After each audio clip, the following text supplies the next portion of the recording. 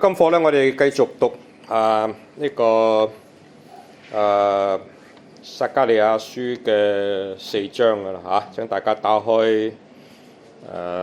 聖經舊約部分嘅1043頁，1043頁嚇。撒迦利亞書嘅第4章㗎啦。撒迦利亞書開始嗰3章咧，就講到先知咧，佢用異象嘅方式嚟到去演繹耶和華向佢發放嘅信息，嗰4個信息啊。咁首先咧就係用紅黃同白3種顏色嘅馬嚟到向佢顯示表示呢個波斯帝國嘅政局咧已經從呢個戰亂之中逐漸恢復翻到去和平穩定嘅狀態係適當嘅時候咧重建耶路撒冷聖殿其次咧係4隻角同4個象人代表嗰啲使到以色列人亡國嘅政權，同後嚟神興起嚟到去摧毀翻佢哋嘅嗰啲新興嘅勢力，表示神係會報應嗰啲欺負佢選民嘅嗰啲咁嘅國家，係會消滅翻佢哋嘅咁第3個信息係天使話俾嗰個拿住一個準繩去量度耶路撒冷嘅少年人話俾佢聽嗰度咧暫時咧唔需要有城牆因為嗰度嘅人口咧會好快好迅速咁樣嚟到去增長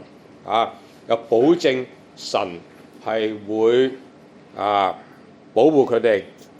點樣保護話會成為佢哋四周圍嘅火城或者係一個火嘅城牆大家都可以想象下啦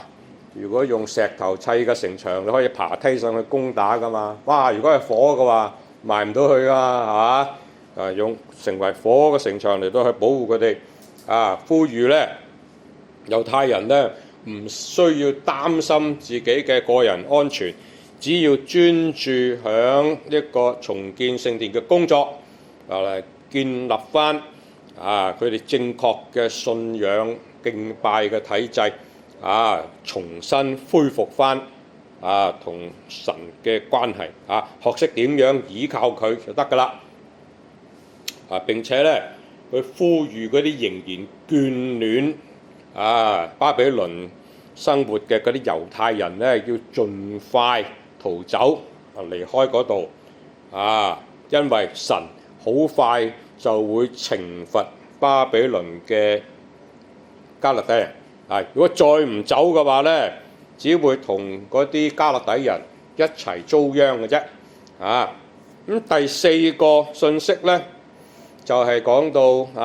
一個大祭司約書亞換翻一套合乎體統嘅禮服佢原本着咗一套污穢嘅衫噶嘛要佢換翻一套合乎體統嘅禮服戴翻嗰個冠冕嚟到去代表呢個猶太人，佢哋要徹底咁樣整頓翻佢哋嘅信仰敬拜體制要咧嗰啲宗教領袖咧帶領嗰啲百姓咧過翻一啲合乎神選民體統嘅生活。今課咧我哋就繼續睇埋神俾個撒迦利亞先知嘅其他嘅信息啦4章嘅1到3節嗰度話：那與我說話的天使又來叫醒我，好像人睡覺被喚醒一樣。他問我說：你看見了什麼？我說：我看見了一個純金的燈台，頂上有燈盞，燈台上有7盞燈，每盞有7個管子，旁邊有2棵橄欖樹，一棵在燈盞的右邊，一棵在燈盞的左邊。呢個係神俾個撒迦利亞嘅第5個信息。佢又再次撒迦利亞佢又再次用異象嘅方式嚟到去將佢演繹出嚟。佢話先前嗰位同佢講説話嘅天使又嚟拍醒佢喎。我開始講呢啲異象嗰陣咧我已經同大家解釋過啦撒迦利亞話佢喺夜間見到異象啊嘛暗示佢係喺度瞓緊覺嗰陣，神喺夢中向佢發放信息咁佢接收完先前嗰4個信息之後咧，佢又瞓翻喎咁所以耶和華嘅使者咪要再次拍醒佢咯。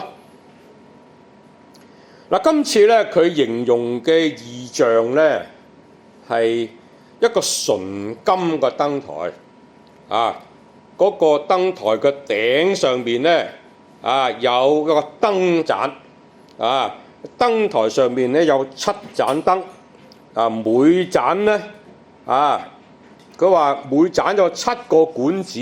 旁邊咧有2棵橄欖樹，一棵喺燈盞嘅右邊一棵喺燈盞嘅左邊咁樣和合本咧嘅翻譯咧唔夠清楚嘅燈盞燈盞呢個希伯來文古拉呢個希伯來文嘅意思咧係一個盤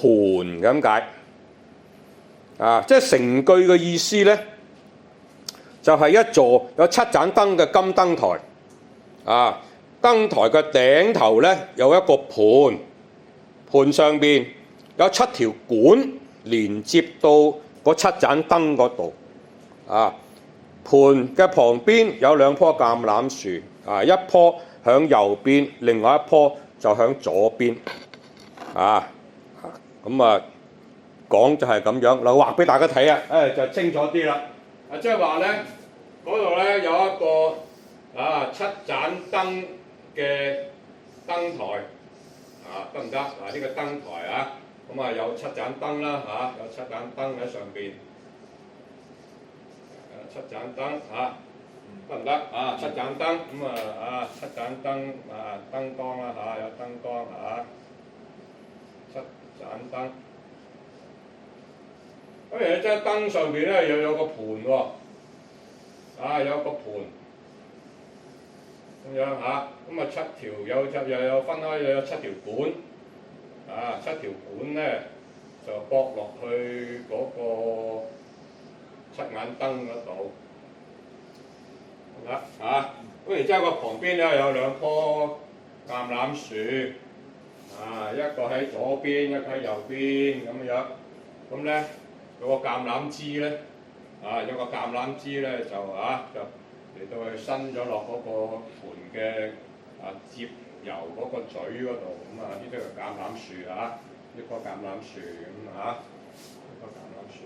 得唔得呢個盤係裝油嘅咁嗰啲油咧嗰啲橄欖呢棵橄欖呢2棵橄欖樹咧即係經過呢個橄欖呢2支橄欖枝咧就係將啲油咧就引落去呢個盤，然之後盤咧就經過7條管咁引落呢個7盞燈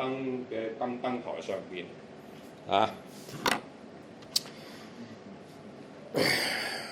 一座有7盞燈嘅金燈台咧，就令我哋想起乜嘢？令我哋想起以色列人會幕嘅聖所裏邊嗰一座金燈台，大家仲記唔記得？記得佢係聖所裏邊唯一嘅照明。呢個金燈台用嚟象徵神榮耀嘅同在同埋個真理嘅啟示。燈光可以驅除黑暗亦都代表神洞察一切呢個燈台咧，亦都用嚟提醒以色列人，作為神嘅選民，要喺世上嘅萬國萬民當中嚟到去為神作見證，嚟到去彰顯神嘅榮耀。燈台上邊咧有7眼燈嗱，解釋過啦，聖經裏邊個七呢個數目字係用嚟代表圓滿或者齊全嘅。呢七眼燈除咗象徵神嘅完全佢能力同埋計劃嘅完備之外咧，亦都用嚟代表選民以色列人，佢哋要響各方面都要見證神嘅榮耀。分別係會幕聖所裏邊嗰座金燈台咧，係由嗰啲當值嘅利未祭司咧嚟到去負責定時咧嚟到去加添嗰啲燈油嘅。咁而呢度講嘅金燈台咧，上邊就有個盤嚟到去裝油嘅，然之後再透過7條油管嚟到向嗰7盞燈嚟到去供應啲燃料。而嗰個盤咧嘅油咧，就係嚟自旁邊嗰2棵橄欖樹啦。都話明係個異象嚟啦，係咪？咁裏邊嘅嘢當然係一啲象徵性㗎啦。嗰個油盤咧係用嚟象徵神對以色列人各方面不斷嘅供應。至於嗰個油盤裏邊嘅橄欖油就係由佢兩邊嗰2棵橄欖樹嚟到供應。咁呢棵橄欖樹又代表啲乜咧？咁下邊咧有進一步嘅解釋嘅噃。請大家讀一讀4到10節啦，唔該。我問與我說話的天使說：主啊，這是什麼意思？與我說話的天使回答我說：你不知道這是什麼意思嗎？我說：主啊，我不知道。他對我說：這是耶和華指示所羅巴的萬軍之耶和華說：不是依靠實力，不是依靠才能，乃是依靠我的靈，方能成事。大山啊，你算什麼呢？在所羅巴面前，你必成平地，他必搬出一塊石頭，安在殿頂上。人且大聲呼說：願因為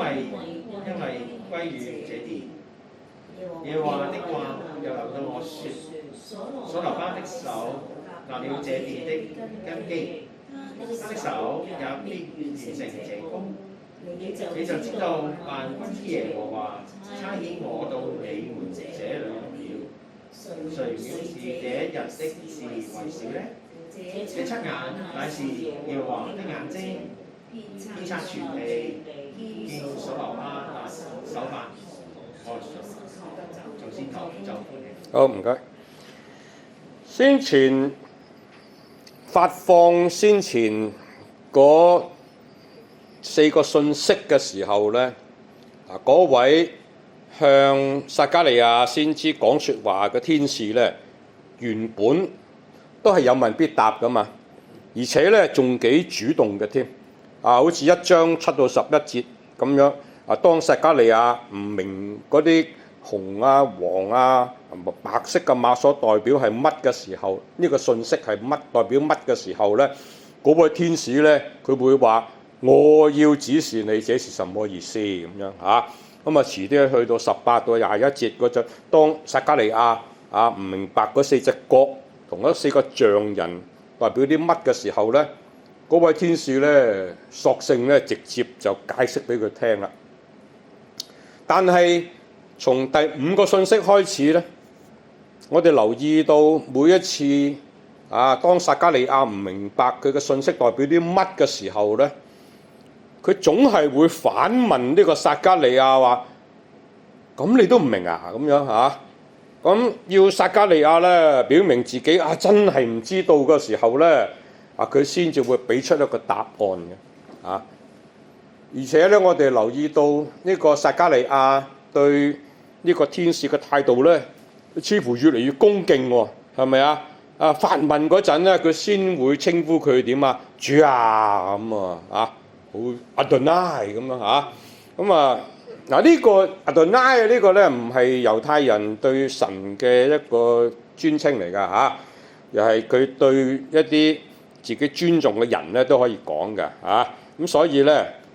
我見到有啲釋經學者咧認為呢位天使咧可能係降世之前嘅彌賽亞或者基督嘅話咧，咪有啲問題㗎嚇，唔係好妥當㗎嚇。原來呢個信息係神俾個撒迦利亞先知用嚟指示嗰啲猶太人嘅政治領袖，就係省長所羅巴伯，要提醒佢乜啊？不是倚靠勢力，不是倚靠才能，乃是倚靠我的靈方能成事。呢度所講嘅事呢，當然就係耶路撒冷聖殿重建嘅工程咯。神係要所羅巴伯知道，想話完成重建聖殿嘅工程，唔係靠人嘅才能同埋勢力，而係要有佢嘅同在。只要有咗佢嘅話，我話大山啊，你算什麼呢？在所羅巴伯嘅面前，你必成為平地。大山呢，係用嚟代表嗰啲人跨越唔到嘅重重困難同埋難阻。所羅巴伯只要有神嘅同在，就冇人可以阻擋佢嘅。所有嘅困難佢都可以克服。我哋基督徒嘅人生照樣會遇上大大小小嘅困難。我哋怕嘅唔係嗰啲困難有幾大，而係有冇神嘅同在啊嘛。天使跟住就話啦，佢話他必搬出一塊石頭安在殿頂上。殿嘅聖殿最頂嗰一塊石頭咧，亦都係最後嗰一塊。代表個建築工程咧完成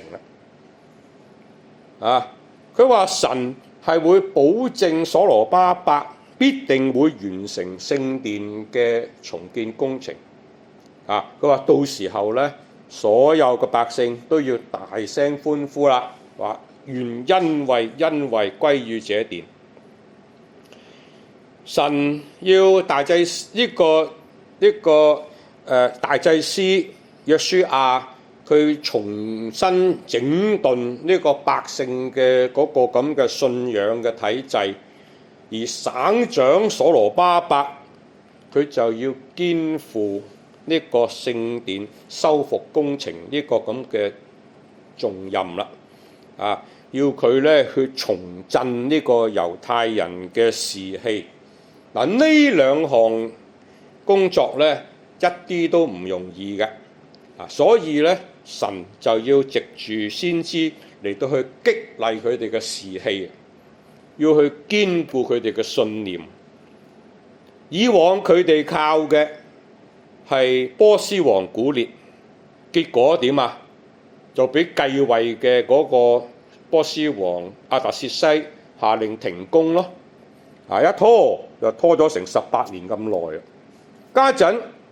佢哋聽咗神透過先知哈該嘅激勵，重新開工修復聖殿啦。但係嗰啲敵對嘅勢力又再次入稟向呢個大利烏王咧告狀嚟到去試圖去阻礙攔阻佢哋，令到呢個省長所羅巴伯咧承受十分之巨大嘅政治壓力。所以神就要喺呢個時候透過先知撒迦利亞嚟到提醒佢，唔好再依靠嗰啲政治嘅勢力，只要依靠神就乜都唔使怕噶啦。必定可以順利咁完成聖殿嘅重建工程。結果修復聖殿嘅工程唔單止冇受到阻延，更加得到波斯王大利烏嘅協助。唔使5年就大功告成啦。神嘅使者向呢個撒迦利亞保證，嗰度9節佢話：所羅巴伯的手立了這殿的根基，他的手也必完成這工。10節和合本嘅翻譯唔係咁貼切。裏邊講嘅這日的事當然係指工程嘅完成啦。佢問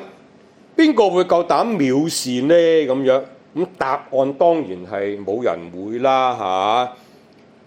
以往邊啲人喺度藐視呢項咁重要嘅工程啊？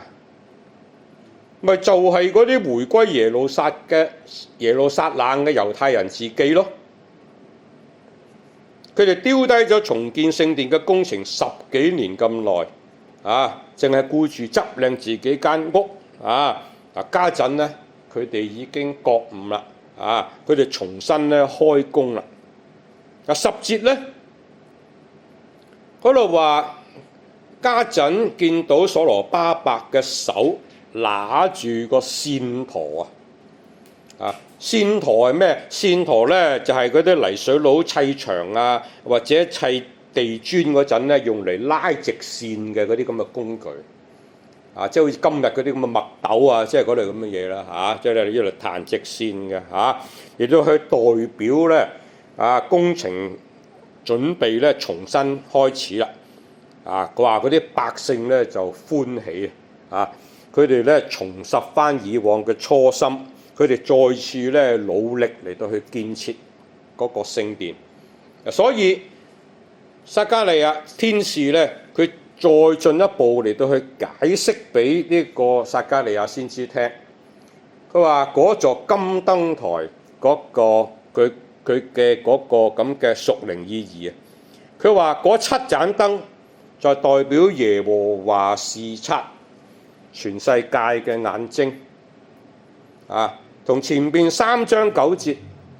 天使話耶和華要喺大祭司約書亞嘅面前立一塊有7隻眼嘅石頭。解釋過啦，聖經裏邊個7呢個數目字係用嚟代表圓滿同埋全備嘛。7眼係代表神全知全能嘅監察。嗰度係指神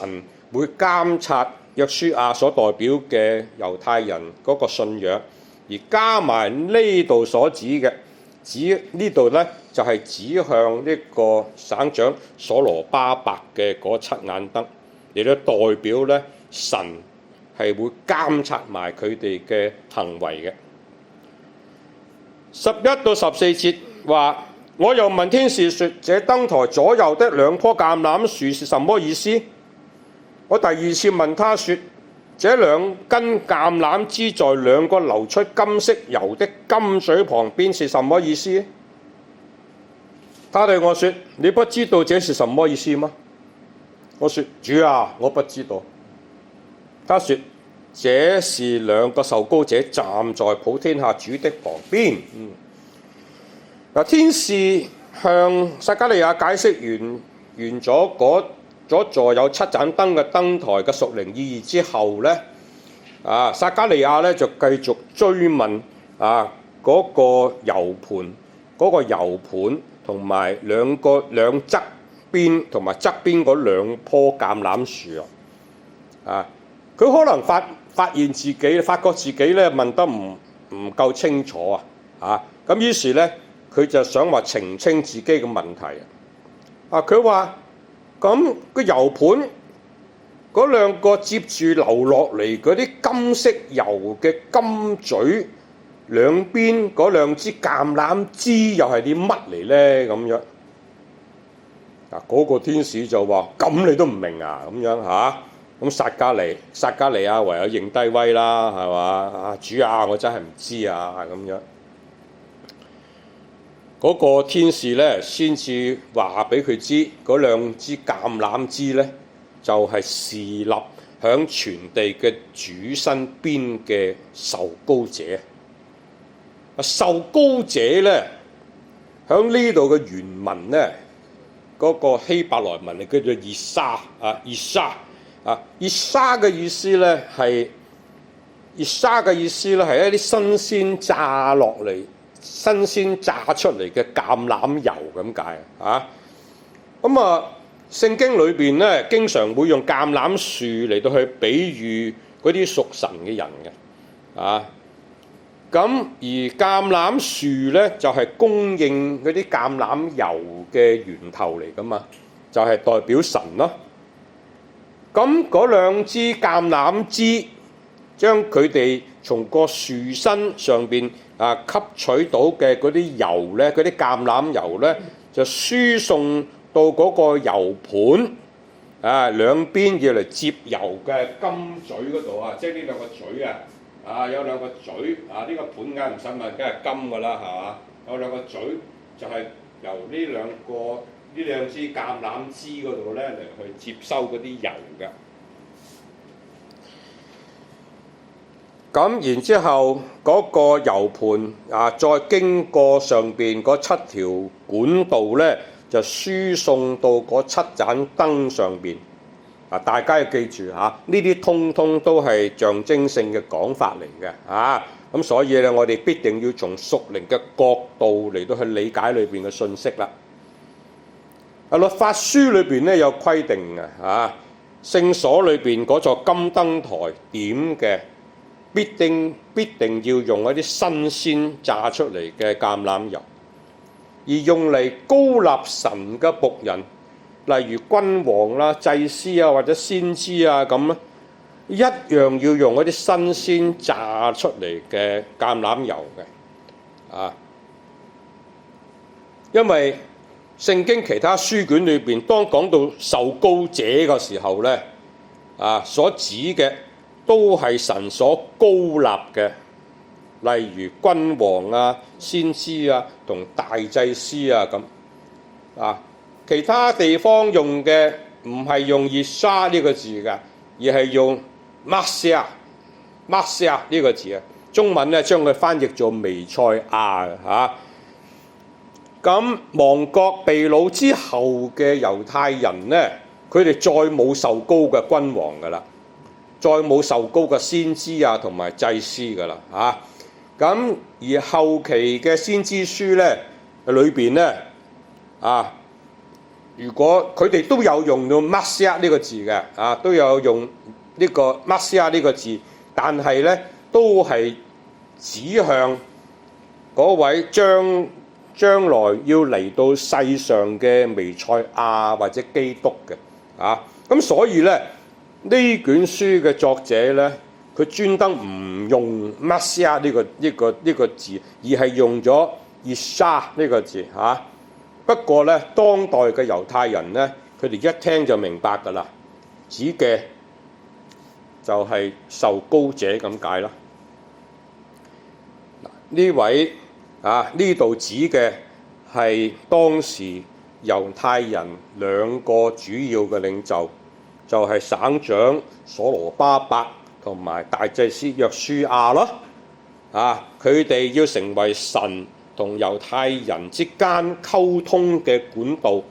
神就係透過佢哋兩個將自己嘅旨意同埋能力嚟到去輸送俾嗰座金燈台所象徵嘅猶太民族，讓佢哋可以繼續發光響世上嘅萬國萬民面前咧嚟到去見證神嘅榮耀啦。好，請大家讀5章嘅1到4節啦。我又舉目觀看，有一個飛行嘅書卷。他問我說：你看見什麼？我回答說：我看見一飛行的書卷，長20肘，寬10肘。他對我說：這是發出行在遍地上的咒詛，凡偷竊的，必按卷上這面的話除滅；凡起誓假誓的，必按卷上那話除滅。萬軍之耶和華說：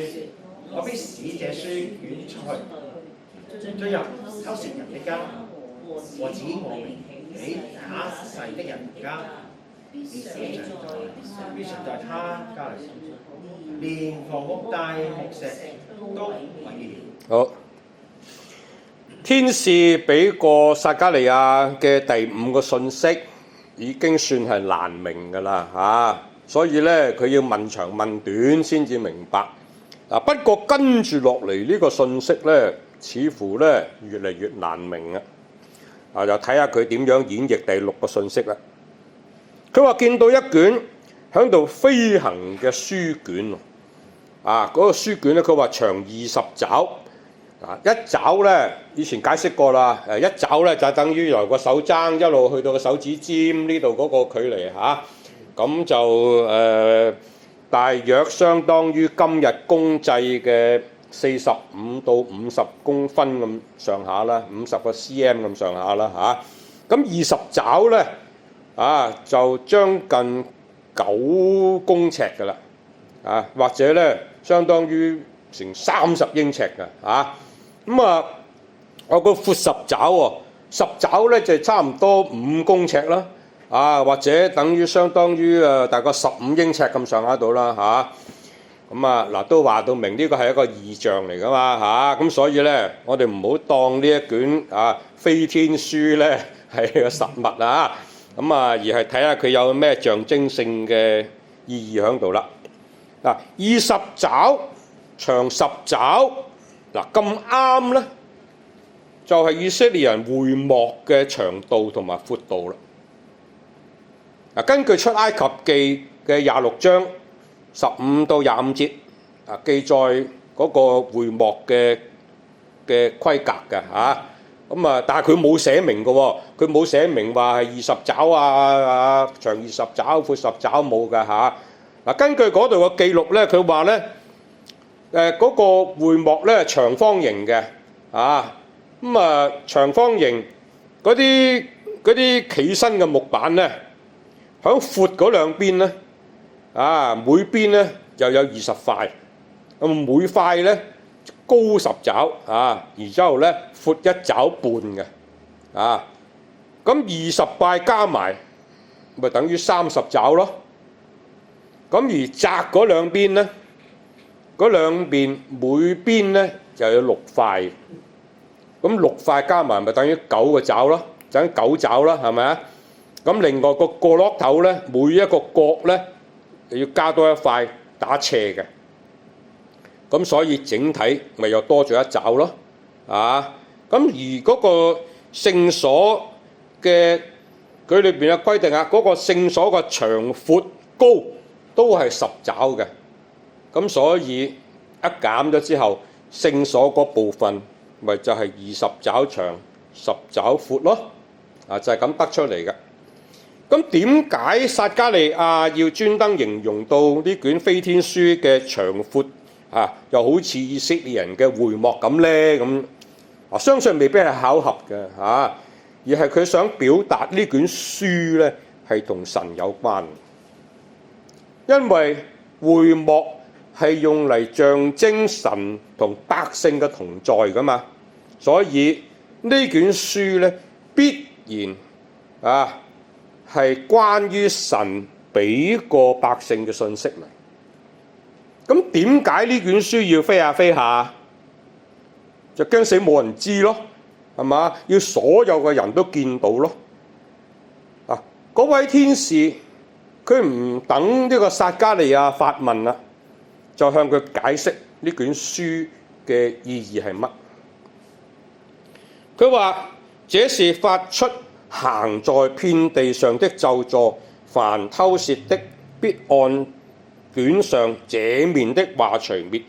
凡起假誓的必按卷上那邊的話除滅。原來咧嗰卷書嘅兩面咧都寫咗關於神會點樣懲罰嗰啲偷竊同埋發假誓呢兩項罪行嘅咒詛嚟。咒詛嘅原文咧個意思咧，即係咒詛啦呢個意思咧係一個誓詞或者係咒詛咁解嘅嚇。咁而除滅咧除滅納卡嘅意思咧就係清除或者趕走咁解嘅。神就係要按住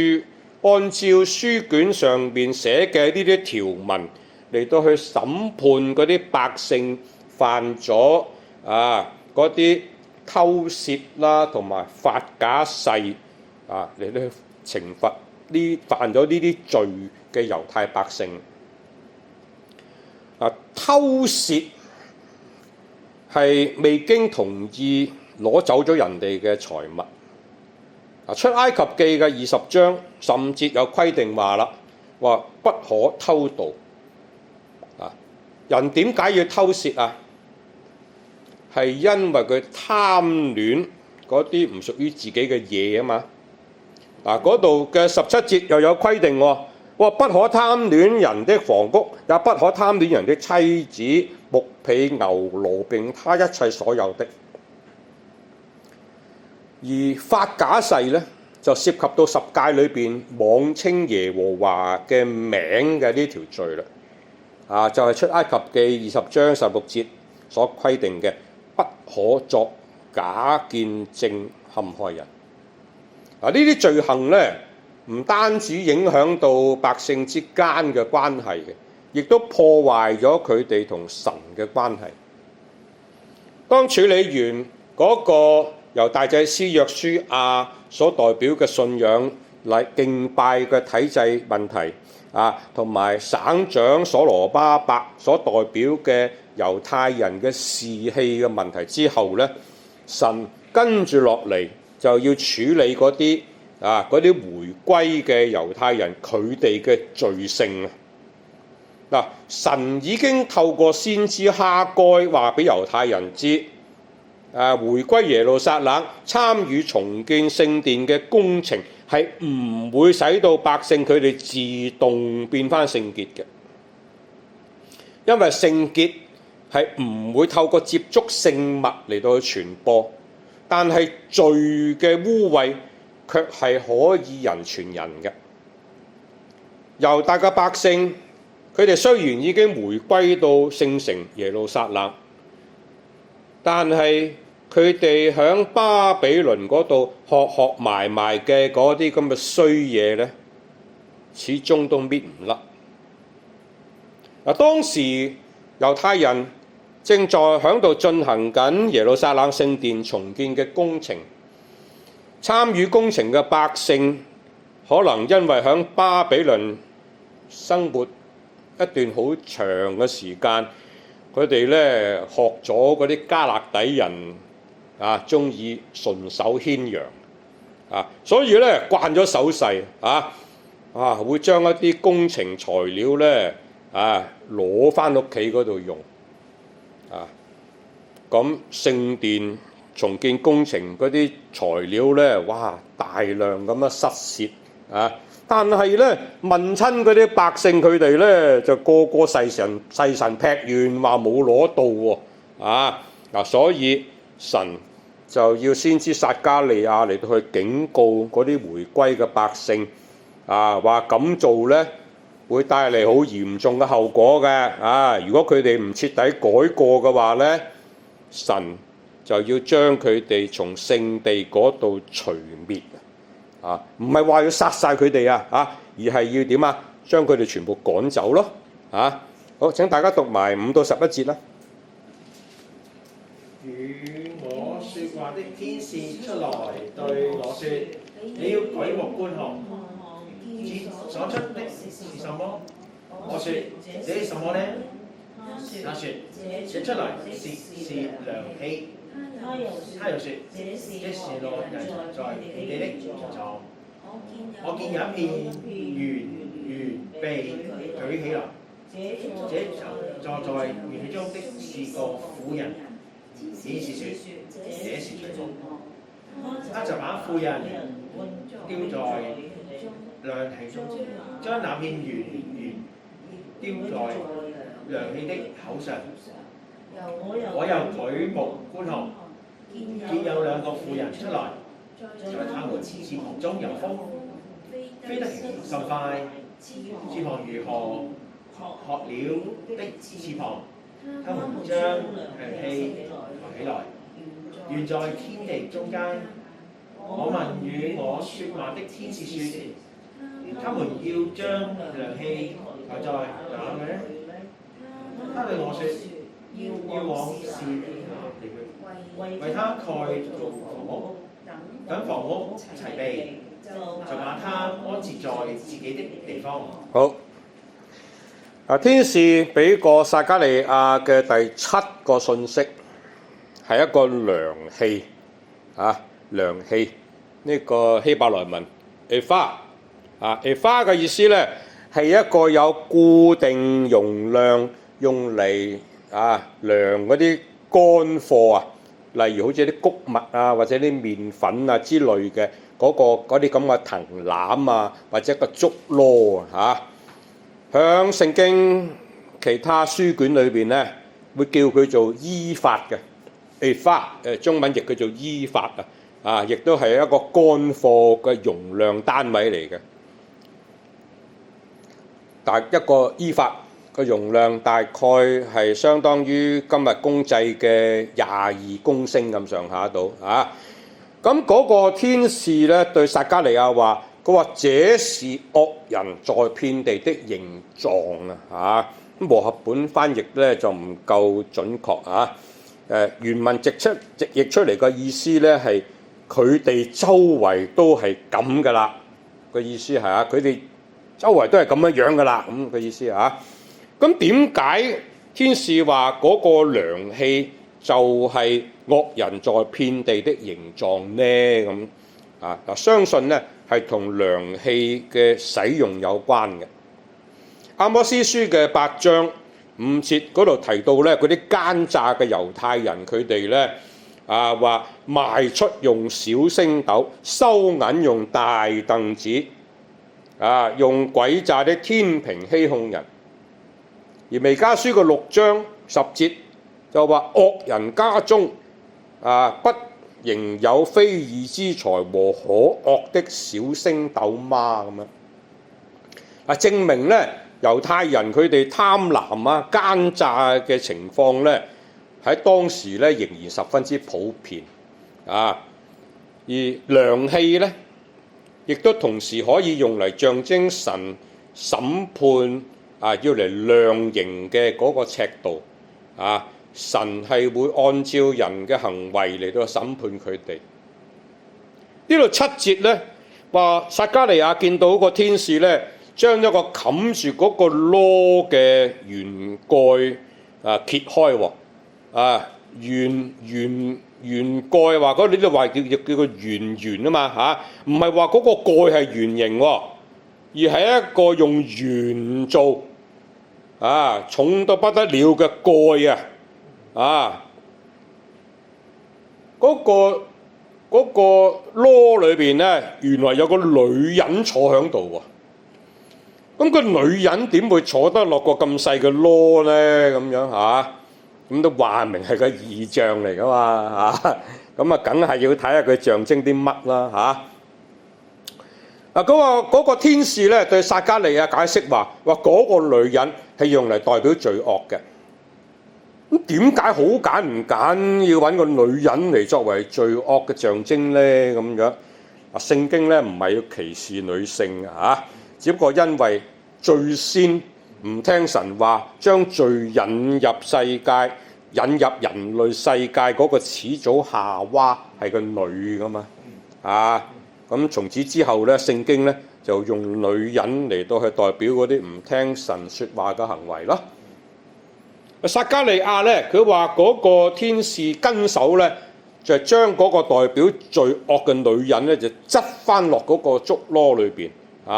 咁然之後咧，將嗰個咧重屎滴滴嘅圓蓋咧，就掟落去咁冚住個籮等個女人咧走唔翻出嚟。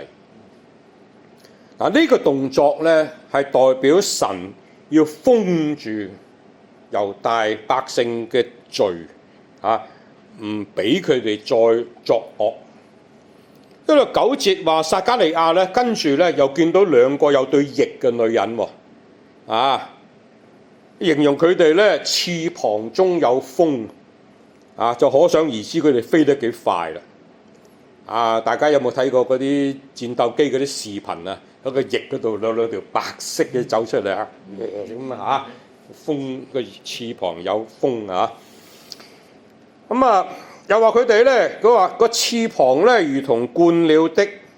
翅膀啊！嗱，鸛咧係一種好似啲殼咁樣，有個長嘴嘅嗰啲咁嘅飛禽嚟嘅啊！咁好大隻㗎，嗰對翼咧有成2-3米咁闊㗎嚇。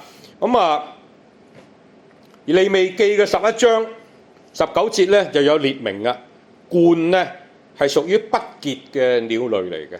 啊，以色列人咧係唔可以捉佢哋嚟食嘅啊。咁所以呢兩個會飛嘅女人咧啊，肯定唔係用嚟象徵嗰啲侍立響神面前嘅嗰啲聖潔嘅天使啦，而係用嚟代表一啲屬世屬血氣嘅工具嚟嘅嚇。神咧就係要使用佢哋嚟到去管教猶太人咯。撒迦利亞咧，佢見到呢兩個女人咧，將嗰個裝住代表罪惡嘅嗰個竹籮咧話佢抬起來懸在天地中間喎咁於是咧佢就問嗰位天使啦，佢話：他們要將量器抬到哪裏去呢？咁樣個天使就話俾佢知啦，佢話要往示拿地去，為他蓋造房屋，等房屋齊備，就把他安置在自己的地方。根據創世記嘅10章10節咧，示拿地就係巴別，亦即係巴比倫嘅發源地嚟嘅，係洪水之後挪亞嘅第二仔叫做含含嘅後人就係喺嗰度建造呢個巴別塔嘅。因此咧，呢個示拿地咧喺聖經裏邊咧就係用嚟代表世上嗰啲悖逆抵擋神旨意拜偶像嘅地方。回歸猶大嘅以色列人，佢由於喺巴比倫嗰度生活咗好長嘅時間，大部分咧仲係喺嗰度出世嘅添咁期間咧，佢哋咧感染咗唔少加勒底人嗰啲神所憎惡嘅嗰啲咁嘅風氣同埋啲陋習咁樣。尤其是係嗰啲強暴奸詐同埋淫邪嗰啲添咁即使翻到神嘅應許地，並且咧佢哋有份參與耶路撒冷聖殿嘅重建工程，但係佢哋好多壞習慣咧依然未曾搣得甩咁所以咧神就要先知撒迦利亞嚟去提醒佢哋。唔好將佢哋從巴比倫帶翻嚟嘅嗰啲咁嘅衰嘢咧留翻響度神要將嗰個代表罪惡嘅女人從耶路撒冷送翻去老遠嘅巴比倫響嗰度咧為佢建造房屋。然後咧就將佢安置在自己的地方。罪惡係屬於巴比倫嘅，應該物歸原主送佢翻去自己的地方，代表猶太人要將佢哋從巴比倫嘅加勒底人身上學翻嚟嘅嗰啲神所憎惡嘅壞習慣要徹底咁樣改翻正。要佢哋重新過翻一啲同選民身份相稱嘅聖潔生活，唔好淨係得個人就翻去耶路撒冷，但係個心就留咗喺巴比倫。我後生嗰陣咧，由於嗰份工咧要翻通宵嘅咁所以咧要靠食煙嚟到去提神。後嚟咧就轉到一個唔使當更嘅職位嗰度啦因為我唔係有煙癮嘅咁所以咧就亦都知道食煙有害處噶嘛。咁所以咧我停咗冇食。咁啊到咗90年代，咁啊公司咧就派咗我返內地，負責管理一個水力發電項目。咁啊12年咁耐。咁啊當時內地嗰啲官僚，佢哋飲酒食煙嘅風氣咧就非常之嚴重嘅，尤其是老一輩嘅嗰啲啊。咁啊，若果你唔食煙啊、唔飲烈酒嘅話咧，係好難同政府機關嗰啲高幹咧打交道嘅啊。咁所以我又開始食返煙。咁啊，食煙亦都成為我生活嘅一部分，我生活習慣嘅一部分啊。咁啊，不過我有個原則嘅啊，就係我從來唔會俾我啲仔見到我食煙啊，因為我唔想佢哋有樣學樣啊嘛嚇。咁啊，所以我通常我週末返屋企嘅時候咧，咁我淨係響會趁朝早佢哋未起身啊，又或者咧夜晚佢哋上咗床瞓覺之後咧我先至會走去騎樓嗰度整翻一支嚟到送咖啡啊咁，又或者咧我喺外邊同啲老友記去啲酒吧度同啲老友記整翻杯嗰陣咧，咁所以先至會食煙嘅。咁啊當時室內仲未禁煙㗎嘛咁啊後嚟我退咗休之後咧，咁啊開始有翻教會嘅生活啦咁啊仲會定期同牧師咁同埋啲教會嗰啲朋友咧就翻去內地短宣講下道咁樣咁問題嚟啦，有一日咧，我同阿鄺太咧喺沙田一個商場一間開放式嗰啲咖啡嗰度飲咖啡嗰陣咧，我突然間想到，萬一教會嘅牧師喺呢個時候突然之間嚟到見到，若果佢問我：咦，志強，乜原來你啲食煙㗎？咁樣，我都唔知點樣答佢好咁於是，我從嗰陣開始，我就的起心肝，再冇食過一支煙。食煙雖然對其他人嘅健康帶嚟一定負面嘅影響不過即使係咁啦食煙始終都唔係一件咩咁醜或者咩咁壞嘅事嚟㗎嘛，係平常人都會做嘅嘢嚟㗎，係咪啊？問題係食煙同我基督徒嘅身份唔相稱啊嘛。若果我喺呢方面同其他嗰啲唔信嘅人冇咩分別嘅話，就係我冇將自己分別為聖咯所以我咪以後冇再做咯。神俾個撒迦利亞先知嘅第6同埋第7個信息，係要佢提醒嗰啲回歸嘅猶太人，喺生活行為方面要分別為聖唔好再好似以前喺巴比倫生活嗰陣咁樣